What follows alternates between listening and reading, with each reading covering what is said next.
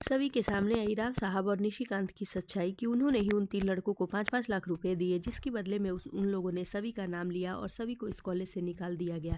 ये सब जानने के बाद सभी के होश उड़ जाते हैं। वहीं ईशान को वो बताने की कोशिश करेगी, लेकिन फिर एक बार ईशान उसकी बातों पर यकीन नहीं करेगा। जी हाँ दोस्तों, जैसा कि सभी अकेले ज़िंदगी गुजारने का ठान ली है और अपने लिए और अपनी ताई के लिए खुद मेहनत भी कर रही है। जैसा कि जीरोक्स वाली शॉप पे वर्क करके रात भर जाग कर पम्पलेट बनाती है और सुबह देती है, जिससे खुश होकर वो पम्पलेट वाले उसको दे देते हैं उसको और एक्स्ट्रा पैसे, जिससे सभी का काम हो जाता है। वहीं सभी डॉक्टर की फीस भी भर देती है और दूसरी तरफ आपको ये देखने को मिलेगा कि इधर चिन्मय को शक हो जाता है कि राव साहब और निशिकांत ने मिलकर कुछ कांड किया है। फिर वो सभी का पता लगाने की कोशिश करता है, जहाँ सभी उसे मिल जाती है और सभी को निशिकांत और राव साहब की हरकतों के बारे में चिन्मय बताता है और कहता है कि चिन्मय चिन्मय सभी से कहते हुए नजर आता है कि सभी मुझे 100% यकीन है कि इन दोनों ने ही मिलकर तुम्हारे साथ ये सब घटिया हरकत की है। तुम्हें कॉलेज से निकलवाने में इन दोनों का पूरा हाथ है। जिस पर सभी कहती है कि चिन्मय दादा, इस सब करने के लिए मेरे लिए थैंक यू, लेकिन आप उस घर में कुछ भी ऐसा मत करें जिससे